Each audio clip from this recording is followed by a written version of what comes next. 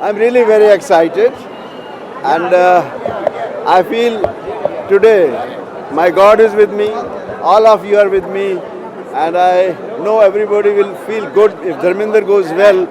All of you will be happy. This much I know. Mumbai में release हो चुकी है फिल्म, काफी अच्छा रिस्पांस मिल रहा है, क्या कहना चाहेंगे? I think I'm happy. I just want it. It will give me more strength. I want to be more in films. I want to be more close to you all.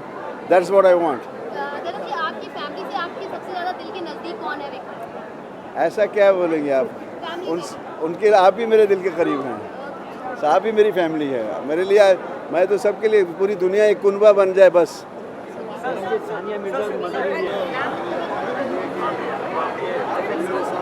यहाँ पे आएंगे, यहाँ पे आएंगे।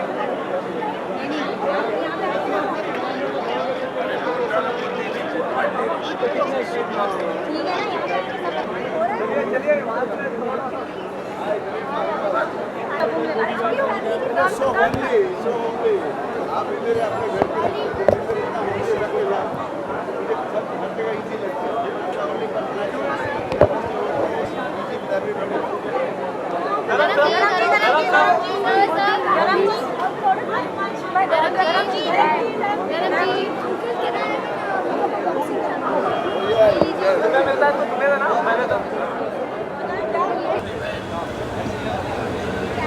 यार सर पीछे रखना यार। चल बोल, आवाज दे, आवाज दे, चल आवाज दे, चल आवाज दे। सर पीछे रख, सर पीछे रख।